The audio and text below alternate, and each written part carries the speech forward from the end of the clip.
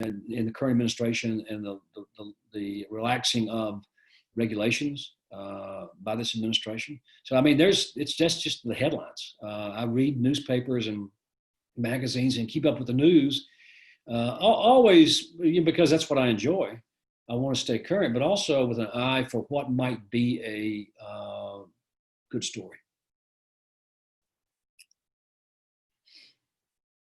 So on a similar note, the other really topical thing that I noticed in Camino Winds is the subject line of elder abuse and abuse in nursing homes, which obviously is not something you could have known was going to be such a huge issue at the time that the book came out. Was there anything that you uncovered in your research for that plot line that really surprised you? I knew a fair amount about the nursing home abuse and about the efforts to prolong the lives of people who are almost completely gone. I had a relative years ago who worked in a nursing home, an Alzheimer's unit of a nursing home for low wages. And she would tell stories about the efforts to kind of drag the patient, somebody who's not spoken in years, somebody who does not know, where he or she is, but to kind of drag them to the finish line for one more month to bill Medicare, and cooking the books and cheating here and there to bill more payments to Medicare. I don't know, how widespread that is. I don't pretend to know. The plot line in Camino Winds, where there was actually a drug that would help old people keep their hearts beating for another month or two. That's totally fictional. That's just I just made that up as wildly as I could because I knew nobody was going to believe it. So that's what I get to do sometimes as a writer. So I'm going to pull a couple of questions from the chat now because we've been getting some great ones there from the audience. We have someone who wants to know, Aiden wants to know more about your legal career and how that legal career influenced your writing life. Tremendously, because if I had not been a lawyer, I don't know if I would have ever started writing. Writing was not a childhood dream or something I studied in college. I wrote nothing but legal briefs and papers for 10 years as a lawyer. But when I was 30 years old, I saw something very dramatic in a courtroom. And I love courtrooms because people discuss things in open court under oath that they would not discuss anywhere else. They have to, they're witnesses. They're witnesses to a crime or whatever, an accident, and they have to, most of the time they don't want to testify, but they often have to by subpoena because they were there or they know something. And so they have to testify in front of a lot of people, a jury, a judge, lawyers, a courtroom. That's why I love courtrooms. And at the time, again, I was 30 years old, and I was really dreaming of being a big time courtroom lawyer. I had tried a lot of cases. By the time I was 30, I felt comfortable on my feet in a courtroom, and I wanted to be a big time trial lawyer. That was my dream. I'm not sure I was going to make it, but that's what I was thinking about. And I was hanging around a courtroom one day in my home county, my home courtroom, and I saw this very dramatic event. I was not involved in the case. And it inspired me to sort of create this courtroom drama in a small town like mine, as seen through the eyes of an idealistic young attorney, and who's struggling to get ahead, young and whatever. And that was me. And so I kind of poured myself into the story, and it eventually became A Time to Kill. And I've often wondered if I had not written A Time to Kill, I would not have written The Firm, and the rest is history, or could have been history. So I've always said, because I was there at that moment, not as a writer but as a lawyer, I was inspired. And so the legal career, as brief as it was only 10 years, and it was not that prosperous. And I was glad to get away from it because by then I had the bug to write full time, and nothing else is going to make me happy. That leads well into another question from John Anderson in the chat. How long does it take you to go from an idea you have to the actual book? And is this process different from how it was for A Time to Kill, your first? Well, the process varies because some ideas hit, like a bolt of lightning, and there it is. And I can see the beginning, the middle, the end. It's just I've got to write that story, and now still outline and research and get it ready, tee it up, get it ready to go, to make sure the whole thing's going to work.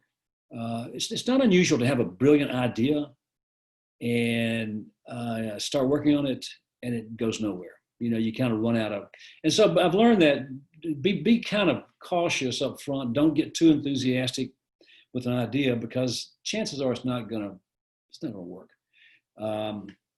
Some ideas, I wrote a book called Playing for Pizza about American football in Italy. And I was over there researching a book called The Broker, which is set in Bologna, Italy, and in Washington. And I had as I always do when I'm off researching, I hire a car and a driver, somebody drive me around. And the guy needs to speak pretty good English. And this guy was a big Italian guy named Luca. And he was very good English. And I said, how'd you pick up your English? And he said, I played football. Well, he's too big to be a soccer player. I said, oh, like soccer? He said, no, real football.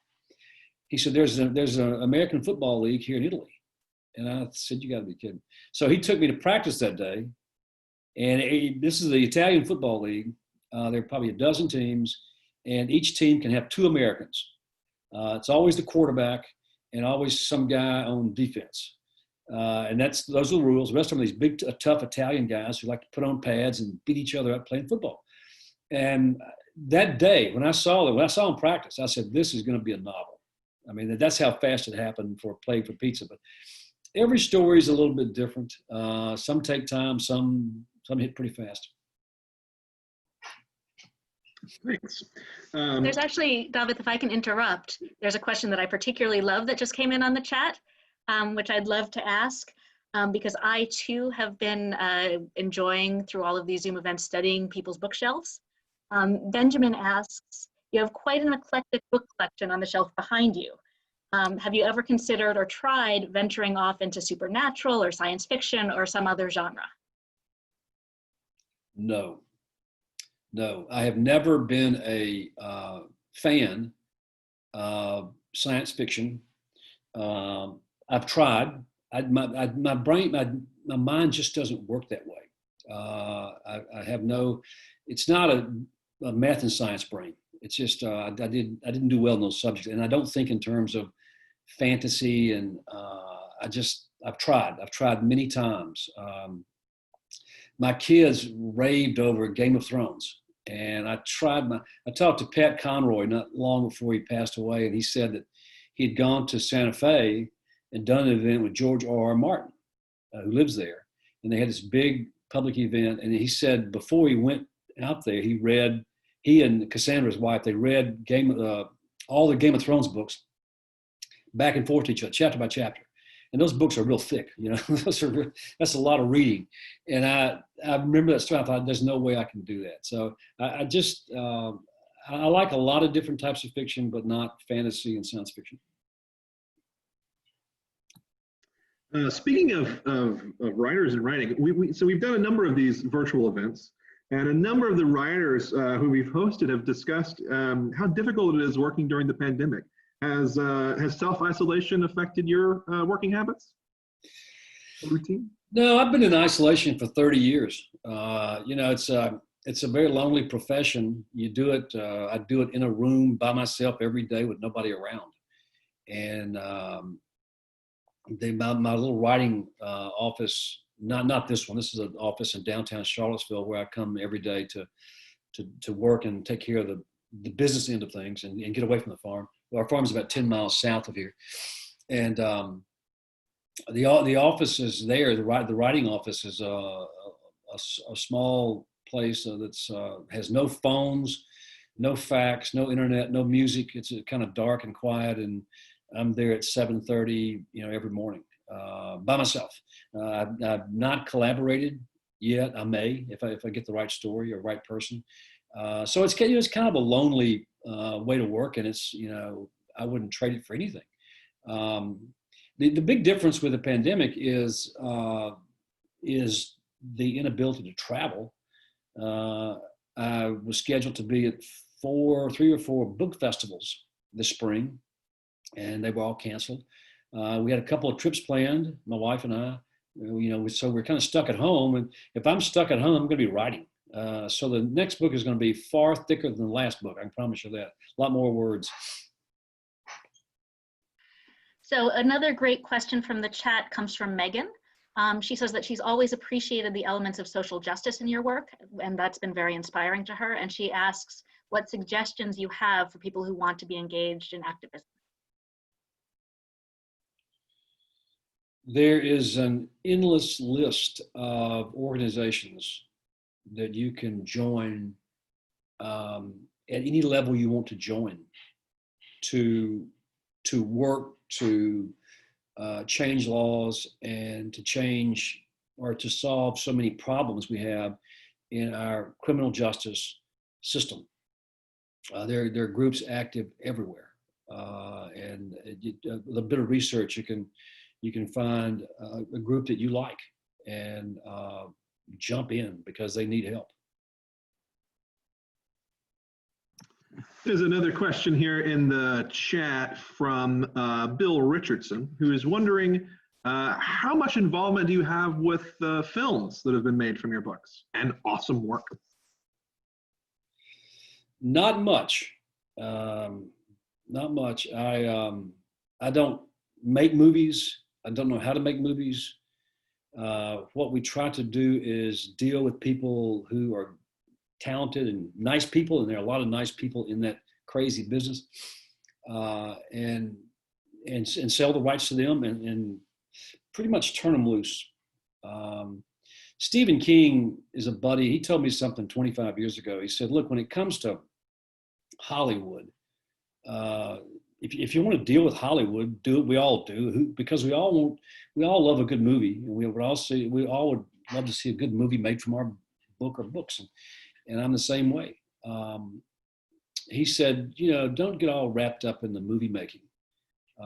Get your money up front, kiss it goodbye, and expect it to be something different. And if you don't like that, don't sell to Hollywood. And that was advice I got really early on. And I've been lucky. I've had 10 movies adapted, 8 feature films, 1 TV movie, Painted House, and a documentary on the Innocent Man that Netflix did last year and did a great job. So I've had 10 of my books adapted, and they've all been enjoyable to watch. I've enjoyed all of them. Most of them are on TV tonight being recycled, and and they're still selling books. So I've never publicly criticized a movie or anybody. That I just if you're gonna play the game and take the money and keep your mouth shut. It's a different thing. Here's a question from Mike. Do you have any favorites among your mini books? With the benefit of time, you can look back and say, that was a good effort, and maybe that one was not so good. I like some more than others. Some stick with me. The book I'm writing now is a sequel to A Time to Kill, and it's called A Time for Mercy, and it comes out in October. I'm almost finished with it because I have so much time to write these days. And it's the same cast of characters from A Time to Kill. It's Jake Burdance is back in the courtroom with another big murder case in small town in Mississippi, and the case has really divided the community. And so I spent 2 hours in the courtroom with Jake this morning. So I'm reliving that book in that setting that I first created 35 years ago. And so A Time to Kill, and this is the second sequel. This is the third Jake book, and so that book obviously means a lot to me. And people ask me, what's your favorite? I always say, well, the first one, because I didn't know. It's very autobiographical. It's when I'm writing about Jake and Ford County, I'm writing about the area I'm from, and I know the people and the culture, customs, prejudices, history, all that kind of stuff. It comes natural for me, and that's what that's where I really belong. So, Time to Kill, I suppose, will always be my favorite.